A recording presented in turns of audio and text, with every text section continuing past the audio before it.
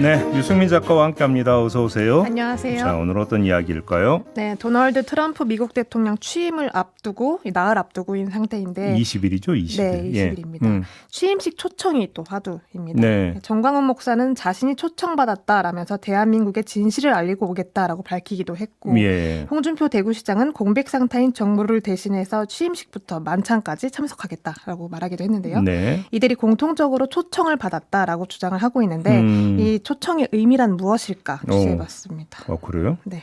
초청이 어떻게 이루어지는데요? 네, 초청이 사실 그 전문가들 말에 따르면 초청이라는 말 자체 어폐가 있다라는 입장입니다. 그 이유가 이제 미국 대통령 취임식은 철저하게 국내 행사로 치러지기 때문에 외국에 있는 사람을 초청하는 일은 없다고 보고 있는데요. 미국에 주재하고 있는 대사관의 대사들만 참여하는 게 관례였습니다. 또 국무부에 따르면 1874년 이후에 해외 정상들이 참석을 한 경우는 단 한 번도 없었습니다. 아, 그래요? 네. 다만 올해는 이례적으로 그 일본의 이와야 타케시 외무상 그리고 중국의 시진핑 주석이 초청이 되긴 했는데요. 네. 이건 굉장히 예외적인 경우다라고 보고 있고 통상적으로는 초청은 없다라는 입장입니다. 그러면 정광훈 목사나 홍준표 시장이나 뭐 다른 정치인들도 좀 있던데 초청받았다라는 얘기는 뭐예요, 그러면? 뭐 상당히 전문가들도 의아하다라는 반응인데요. 네. 다만 그 입장권이 있으면 취임식에 갈 수는 있습니다. 입장권? 네, 입장권. 초대권이 아니라 입장권입니까? 입장권입니다.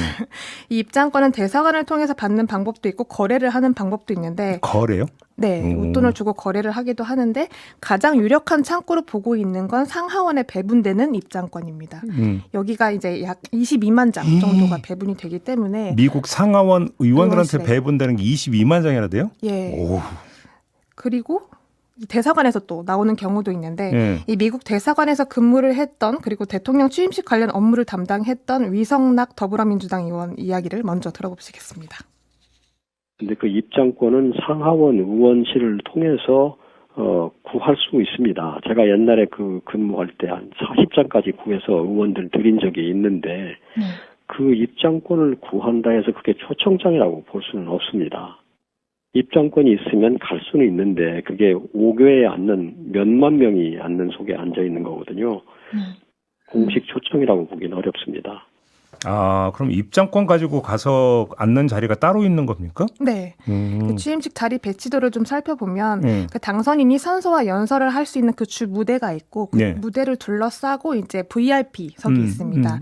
이게 약 1,600석 정도인데요. 예. 여기에 앉는 건 상하원 의원들과 대법관 그리고 전직 대통령과 외교사절단 또 재계 인사들인 겁니다. 바꿔 말하면 여기 앉을 수 있는 국내 인사는 이제 정부를 대표하고 있는 주현동 주미대사 부부가 유일하다라고 보고 있고요. 조현동 대사. 네, 조현동 대사가 유일하다라고 보고 있고요. 예.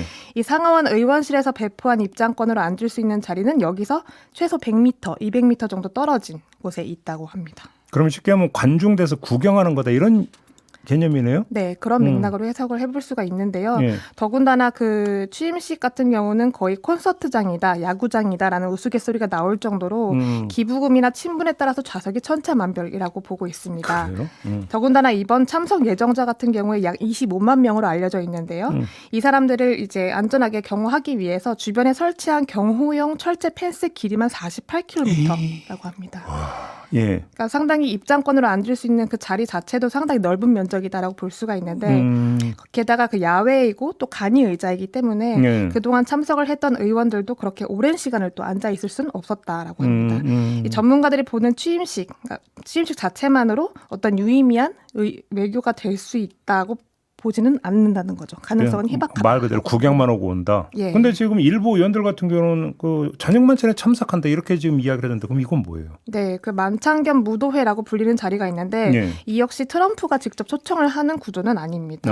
기업들이 구매를 해서 고객한테 티켓을 나눠주는 구조인데요. 예. 워낙 사람이 많다 보니까 만찬도 10군데 정도에서 나눠서 진행을 하게 되는데 그래요? 네, 한 곳마다 수백 명, 수천 명까지 참여를 한다고 합니다. 네. 국립외교원장 출신인 김준형 조국혁신당 의원의 이야기도 들어보시겠습니다.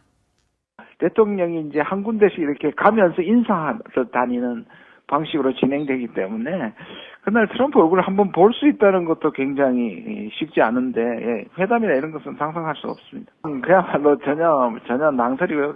가능하지 않는 얘기고요. 네. 그러니까 취임식에 참석한다고 해서 그게 참석이냐 뭐냐도 좀 문제고 네. 여기서 뭐 외교가 이루어진다. 이거는 논할 게 아니라는 얘기네요. 네, 그렇습니다. 또 전후로 어떤 별도의 만남이 약속이 되어 있는 상태다라면 별개 이야기가 될 수 있는데요. 초청만으로는 아무것도 할 수 없다라는 해석이 지배적이었고 네. 더군다나 그 취임식이라는 게 뭐 의회 인사들이 전국에서 온 국내 인사들과 교류를 하는 자리이기 때문에 여기서 외국 인사와 면담을 추진한다는 건 좀 어렵다라고 보고 있습니다. 예. 그리고 일각에서 그 여당 의원만 초청한 건 아니냐, 야당 의원들은 초청도 못 받았냐라는 비판도 있었고 네. 또 의원 외교 방기다라는 지적도 있었는데요. 이 내용을 좀 확인을 해보니까 민주당 같은 경우는 탄핵 국면인 만큼 지도부에서 의원 전체를 대상으로 해외여행 자제 권고가 내려진 상태였다고 합니다. 예. 그런 상황이기도 하고 그렇기 때문에 그 여야를 떠나서 애초에 취임식 초청을 어떤 외교와 연결짓는 건 좀 어불성설이다라는 입장을 전해봤습니다. 그래요? 네. 알겠습니다. 유승민 작가가 한번 총 정리를 해주셨는데 핵심은 결국은 이 취임식에 참석을 해서 뭐 외교를 한번 펼쳐보겠다라는 이야기가 현실적으로 가능한 이야기가 아니다. 네. 취임식은 잘 몰라서 하는 이야기다. 이런 얘기가 되는 거네요. 정리를 하자면. 가능성은 희박하다. 알겠습니다. 수고하셨어요. 고맙습니다. 네, 유승민 작가와 함께했습니다. 고맙습니다.